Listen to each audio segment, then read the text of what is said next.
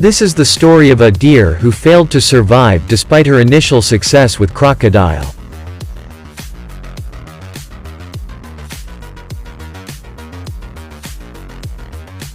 The deer with all her great efforts managed to escape from the crocodile.